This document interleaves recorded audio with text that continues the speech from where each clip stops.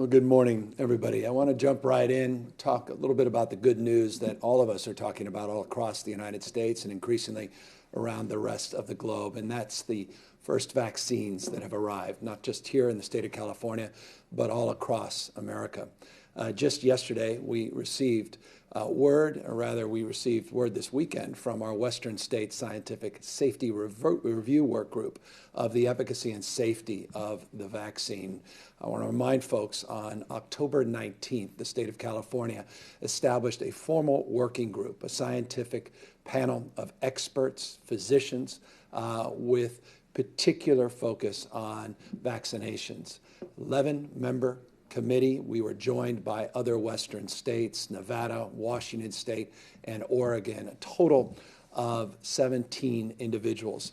They unanimously approved and supported not only the results that were coming from the FDA, but the assertions that were made by Pfizer. That led to a series of events that ultimately allowed California to advance a formal notice that we put forward to multiple states. And I just note here on this slide, you can see some of the qualifications of the CDC and FDA vaccine committee members that also participated on our safety committee. But nonetheless, it led to a series of events that led to 33,000 doses of the vaccine arriving in the state of California yesterday, 33,150 doses to be exact. 4 locations of St. Joseph's in Eureka area, San Francisco General Hospital in San Francisco, San Diego, and of course yesterday where I had the privilege of being in Los Angeles County at the large facility there,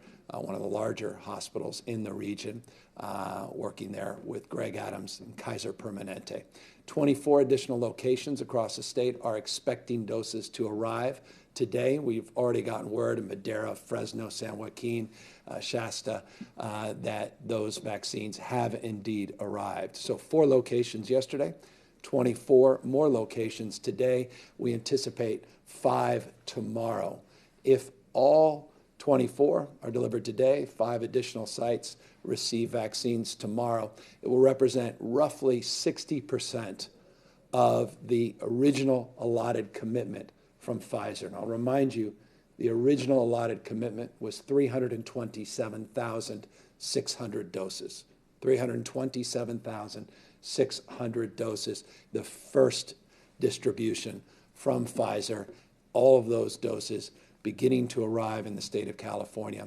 33,000 yesterday, tens of thousands more as we speak into the evening, into the rest of the week.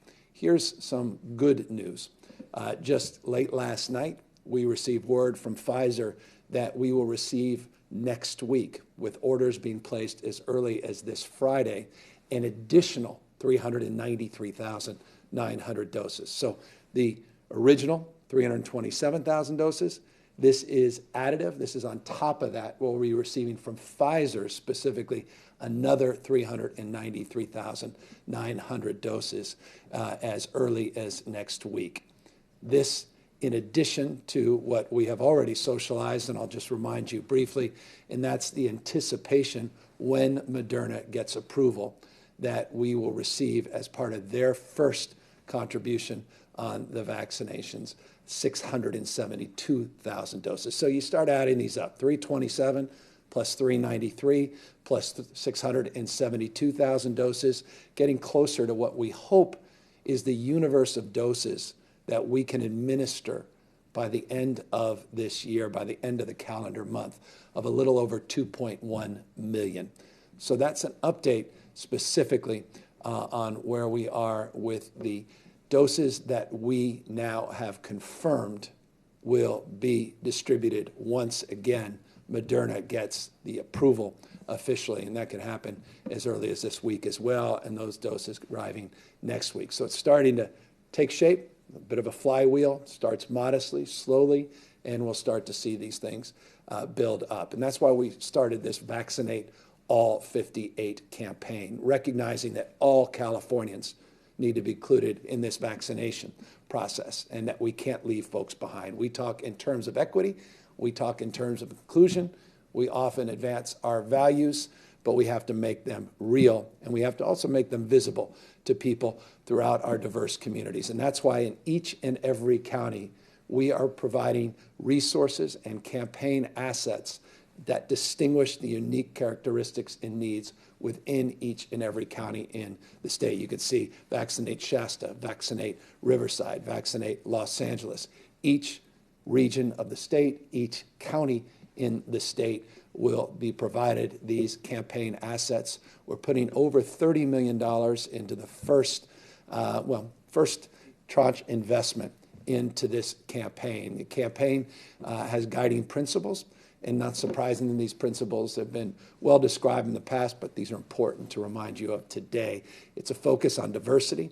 It's a focus to acknowledge that cultural competency as it relates to vaccinations has not always been made visible, particularly in Native American communities, particularly in the African American community. And that's why we want to be acknowledging of that fundamental lived experience. We also recognize we need to do a better job partnering with our diverse communities, our faith leaders, partnering in communities where we have well-established community-based organizations, engage with trusted messengers, bottom up, not top down, and to provide, as always, a fact-based approach to making people aware of not only access of this vaccine at no cost, but also to understand the efficacy and, more importantly, the safety of this vaccine so they can make an informed decision themselves on their own if they choose to take the vaccine. So you're going to see a lot more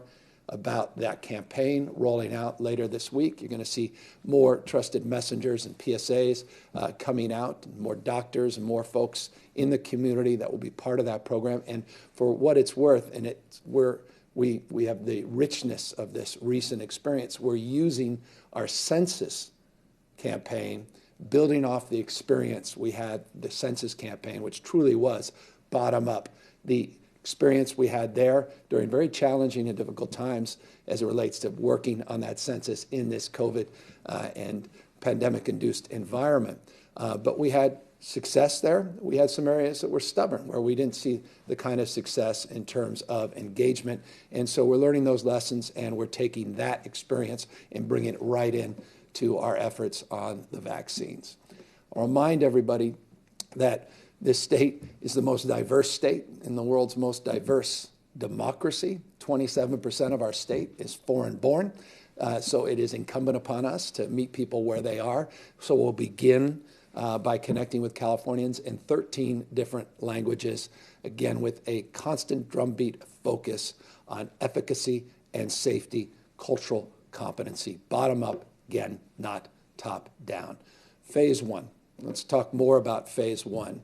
As you know, we not only put together a scientific advisory committee on October 19th, but we also established 2 additional committees. We established a drafting guidelines work group, and we established a community advisory work group. The guidelines work group and the community advisory work group are all about equity and distribution, the nuances, the details, the specificity of where these vaccines go, how they are distributed, and how we can guarantee with the kind of transparency you should expect that they truly are being delivered to those most in need with a prioritization. And so we put out those guidelines in public forums. They're available on our covid19.ca.gov website, covid19.ca.gov website. All of those details are up on that site. Phase one has been complete, meaning we have put out the guidelines for our phase 1A, which is a prioritization of roughly, and this is a rough number, but give you a sense of the universe, of roughly a 3 million person universe, healthcare workers and residents and staff in long-term care facilities. So that's the phase 1A. Those are the details we put out, and I'm going to show you those details in just a moment. The phase 1B is about an 8 million person universe. And this is the question many of you are asking and wondering yourselves, am I included in phase 1B? And phase 1B is currently being discussed. A lot of work has already been done by the drafting guidelines work group.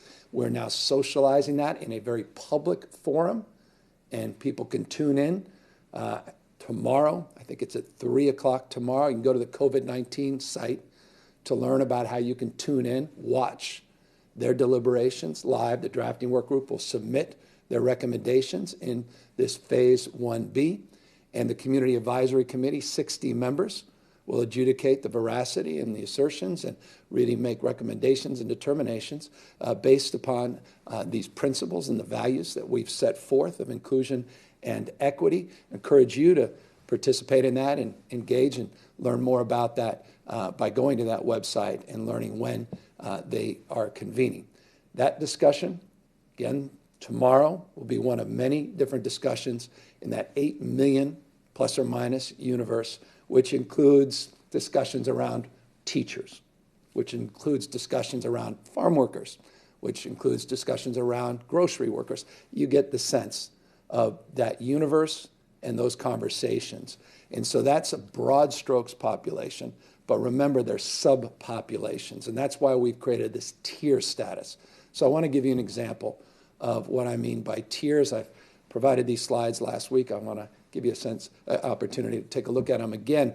Again, they're on the website, but for the purposes of giving you a preview of subpopulations, sub-prioritizations, the phase that we're currently in with these Pfizer vaccines and the Moderna vaccines, this is tier 1 prioritization. You could see we were doing just this yesterday in those 4 facilities that received the vaccine: acute care, psychiatric, correctional facility hospitals. We talked about skilled nursing facilities in the next few weeks, and assisted living facilities where we'll start distributing the vaccine, paramedics, EMTs, dialysis centers, again, all part of that broader healthcare workforce, skilled nursing workforce, as well as residential force.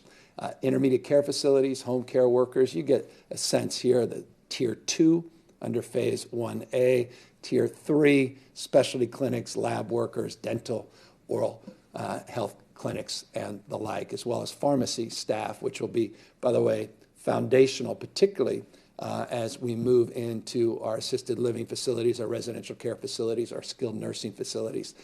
Pharmaceutical staff, pharmacy staff, rather, will be critical in that endeavor as well. So you'll see something similar in our phase 1B.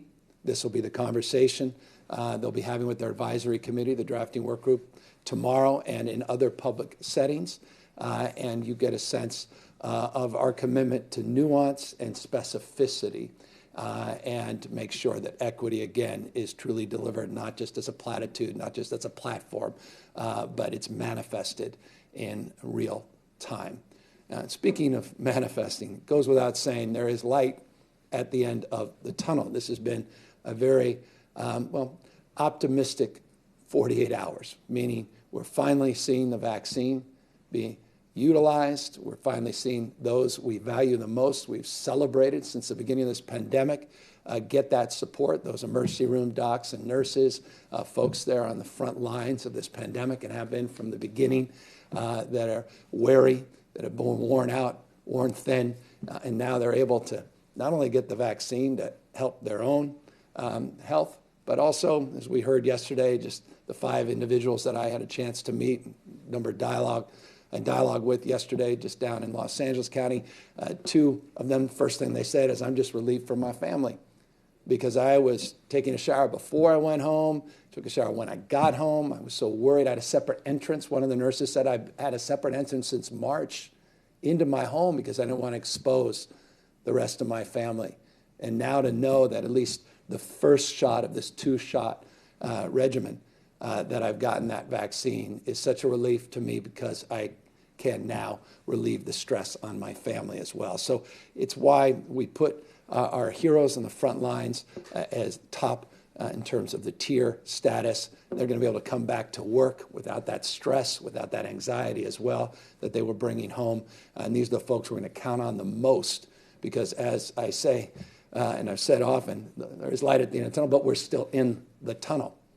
And that means we're going through perhaps the most intense an urgent moment since the beginning of this pandemic. Let me underscore why. You can see the case numbers here running about, yesterday's numbers were about where we've been the last 7 days. And these are historically high case numbers. 32,326 new cases we reported yesterday, roughly equivalent to the 7-day average. If you take a look here at the 14-day positivity, just pulling it back a little beyond that 7-day, the positivity rate in the state of California is now up past 10% to 10.7%. We haven't seen positivity rate that high since the very first few weeks of this pandemic, when few people were being tested and no asymptomatic members of the community were particularly being tested. And so that's why you had the high positivity rate at the beginning. But we obviously saw that settle out over the course of this last calendar year. Now, the 10.7% is roughly equivalent to the 10.6%, which is the 7-day positivity rate. One of the things that we are pleased with, increasingly proud of, is the fact we're getting our average daily tests up. We've been seeing average daily tests north of 300,000 pretty consistently over the last number of days. You can see now just shy of 300,000 average tests every single day. 296,000 is the average number of daily tests that we are conducting in the state. We still want to see that number rise. We want to see more access to testing. We want to see those results come back even sooner, and we want to make sure that all members of our community throughout the state are availing themselves to these tests. But nonetheless, average number of daily tests are starting to go up. Positivity rate, though, as I said, it's gone up 10.7%. Just consider where we were 2 weeks ago at 6.9%. You could see that rate of growth, that trajectory represented in our hospitalizations, 68% increase in the growth of total number of patients in our healthcare delivery system in our hospitals, 14,283. We were just at 8,500 beginning of this month, and that was alarming enough. Now we're getting close to 15,000, 68% increase in just the last 2 weeks. ICU admissions, not surprisingly, 2,006 at the beginning of this month, now over 3,000, 3,081 as we report yesterday. So that's a 54% increase in ICUs. And I want to focus on ICUs, as we have been, a little bit more in a moment, and tell you why this issue is top of mind. This slide should sum it up very well. You can see these 5 regions in the state that we have identified. These are the large regions in the state where we have some mutual and proximate systems of engagement, meaning there is a healthcare delivery construct where there's mutual support, mutual aid, mutual agreements between hospitals and systems. Bay Area, largely defined, Greater Sacramento, Northern California, the true northern part of the state, San Joaquin Valley. Look at that, 1.6% current ICU capacity. Over the weekend, they got to zero, which means they were in a surge frame. And I'll talk about surge in a moment. That's about a 20% increase in ICU capacity. So when you hear we're at 0%, that doesn't mean we have no ICU beds or staff available at all. It means we're now into a surge approach, surge staffing, and surge management. So 1.6%, it goes up, goes down by the hour, not just by the day. Southern California, 1.7% in the most populous region of the state. 5.7% statewide. When the dust settles on all that, 5.7% is our current ICU capacity statewide.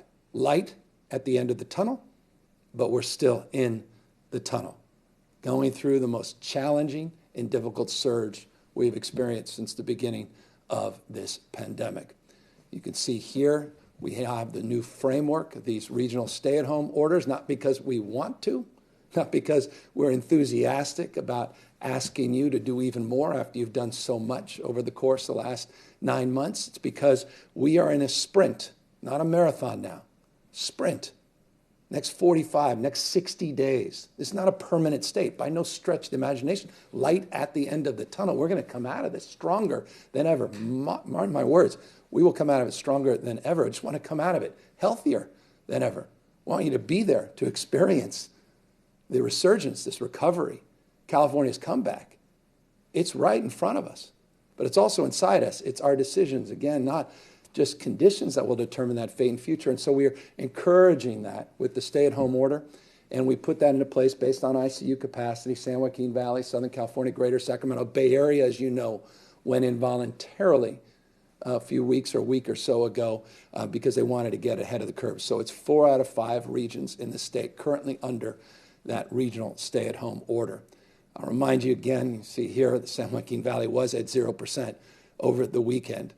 And it goes without saying when you're at 5.7% of your ICUs available, that they're filling up quickly, and many of them could be unavailable soon. But here's the point we want to emphasize, that staffing is the biggest issue. It's not physical conditions, meaning it's not the rooms per se, and I say per se because that's not the case in every single hospital in every part of the state. But in the aggregate, staffing is our number one challenge. And so I want to update you on some of the work that we're doing there. We just updated our new quarantine guidelines. And if you didn't read about this, you didn't hear about this, I want to make you familiar with these new quarantine guidelines. It's 10 days instead of the 14 days for all asymptomatic individuals that are exposed. So from 14 to 10 days.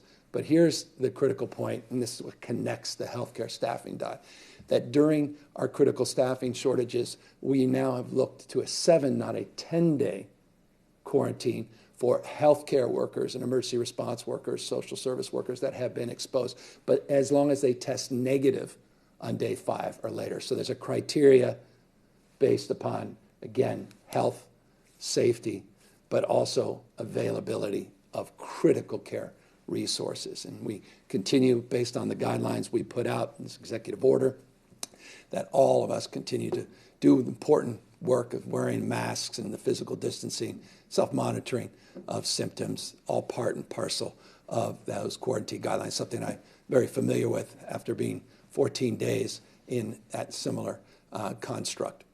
Here's what we also did last week. We, on Friday, announced that we're adjusting our nurse-to-patient ratios in the state, and I just want to thank all our partners. I know how difficult nurse staffing ratio issues are. I want to just express deep empathy, deep admiration for the collaborative spirit where we were working with our representative workforce and the California Nurses Association, others that were wonderful in terms of their understanding.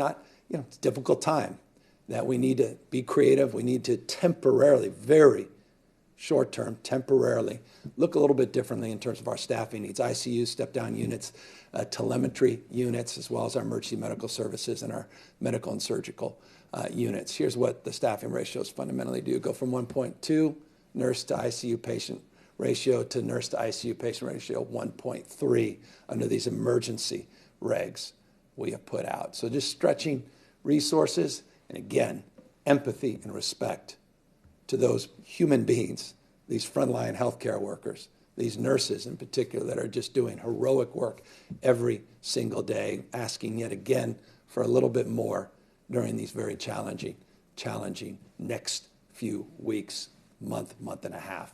As it relates to staffing as well, we're looking more broadly at looking to be creative and flexible with our existing workforce. We're looking at getting additional staff contracted through agencies. 507 staff now have been deployed to 54 facilities in 20 counties. These are recent staff enhancements. 130 under a CalMet individuals, CalMet program. I mentioned the contract staff. You can see 300 of the 507. CalGuard, someone asked me today, what about the California National Guard? Well, we've included in our staff deployment those critical workers with unique expertise. In the CalGuard, 49 individuals. And then our Health Corps team, we have another cohort of Health Corps members that are also part of our recently deployed staff. I'm going to talk a little bit more about Health Corps in a moment. We're asking as well for support from the federal government. We've received it through FEMA for 80 EMS personnel. That's 40 paramedics, 40 EMT. We have our DMAT, the disaster management. You're familiar with this, DMAT teams from the beginning of this pandemic, also wildfires and the like. We have 35 folks that are currently supporting 2 hospitals think it's El Centro and Pioneer Hospital down near the border. They've already been sent and deployed down there, Imperial County primarily. We also have a request. This is a request in for the Department of Defense for medical personnel. We're asking for 10 teams of 200 personnel. So we've been supported through DMAT, the FEMA requests, and we have this outstanding request at the Department of Defense as well to help. I mentioned Health Corps a moment ago. I want to mention it again. We have to date almost 3,000 shifts that have been covered, 143 facilities, primarily focused on skilled nursing facilities, our CalVet program. And you see Sleep Train up there. I'm going to talk more about Sleep Train in a moment. These are alternative care facilities that we're beginning to open up and put on, as we referred in the past, I'll refer to in a moment again, our warm status. I'll remind people, if you've just recently retired, if your license is expired, or you have a unique expertise and you want to offer it to the state of California, you're a professional, we want to help support you getting back on track. And if you live in a region that's primarily underserved, and that would be significant to get your expertise and your support, to go to the COVID19.ca.gov website, COVID19.ca.gov website, and avail us of the information, your expertise, your experience, your licenses, and what you are willing to offer. We'll provide supports in terms of hotel rooms and transportation, and try to waive as many of the fees and related costs associated with getting you back into the workforce on a temporary basis to help us through this very difficult time. So encourage folks that know of folks that have recently retired or may be interested in really stepping up in the next 60 or so days to go to that COVID-19 website. Hundreds have, thousands, tens of thousands have, hundreds already doing shifts, working in critical facilities, truly saving lives. And we're grateful, deeply grateful and humbled by that as well. So it relates to those alternative care sites, just briefly, and quickly go through the rest of these remaining slides. And we're here, of course, to answer any questions with Dr. Galley. Here's where we are currently for non-ICU patients. I want to remind folks, these alternative care facilities are not ICU facilities, but we have the Imperial Valley College that's open, just 30 beds for the moment. Sleep Train, I mentioned a moment ago, we have 20 beds that are, quote unquote, operationalized, 200 additional beds that are in this warm status. Later this week, you'll see the Fairview Development Center opens up on the 17th, just 10 beds to start. Porterville, 10 beds, which recently just became operationalized. So you can see the 4 sites that are moving now. Lights are on, staffing up. So it relates to those additional sites. There's a total of 11. Here's the status on 6 that are in the warm status all across the state: Riverside, Contra Costa. You can see Fresno, San Diego, and of course San Francisco.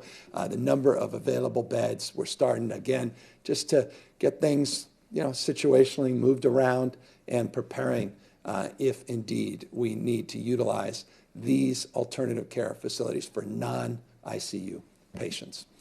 We have as well, and this is a very sober part of the presentation, I have a PSA I want to share with you at the end, but I want to focus on the issue of how deadly this disease is. It's an interesting time. We want to be optimistic. We want to share good news, and I hope we're doing that with the vaccinations, the additional 393,000 that Kaiser's moving in. So this thing's really starting to go, how we're more and more confident we get to 2+ million of you in the next number of weeks vaccinated. But let's deal with some sober realities.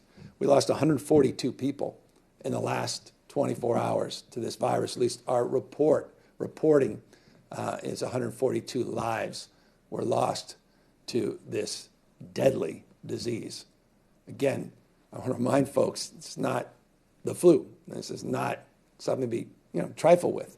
This is a deadly disease, a deadly pandemic, and we're in the middle of it right now. We're near the end, but we're in the middle of the most acute peak as it relates to what we refer to as the third wave. Third, and what we hope is the final wave of this disease. But we're in the middle of that peak, and you're seeing that reflected in the numbers. And so we have activated, and I've pledged to you that the conversations I'm having with my wife, my family, that I'm going to make them public to you. And I was having these conversations about some of the work we're doing on mutual aid for morgues and working with coroners just a couple of days ago. And some hesitated to want to share that publicly, but I think I have an obligation to share with you publicly what we are doing on this issue. Here's the numbers. 163 people we've lost on an average every single day. 142 yesterday, 163 on average over the last 7 days. Compare the 7-day average 1 month ago, 41. Think about if we continue down the path we're on, what that January 14th number may look like if we do not do what we need to do, which is not just avail ourselves when we can to the vaccine, but to continue to wear these face coverings and to minimize mixing to the extent possible because of what's occurred in the last 30 days in particular. But we have to be mindful of how deadly this disease, this pandemic is. Here's what we've just done. We have orders in 60 53-foot refrigerated storage units are currently standing by now in counties and at hospitals. We just had to order 5,000 additional body bags they just purchased for the state, and we just distribute them down to San Diego, Los Angeles, and counties. That should be sobering. I don't say that, I don't want people to run with that. I don't want people to scare folks. But this is a deadly disease, and we need to be mindful of where we are in this current journey together to the vaccine. We are not at the finish line yet. So please, please, please be mindful. And forgive me, this is a very emotional PSA, but we're trying to raise awareness so others are mindful of the stakes. And I hope you'll take a look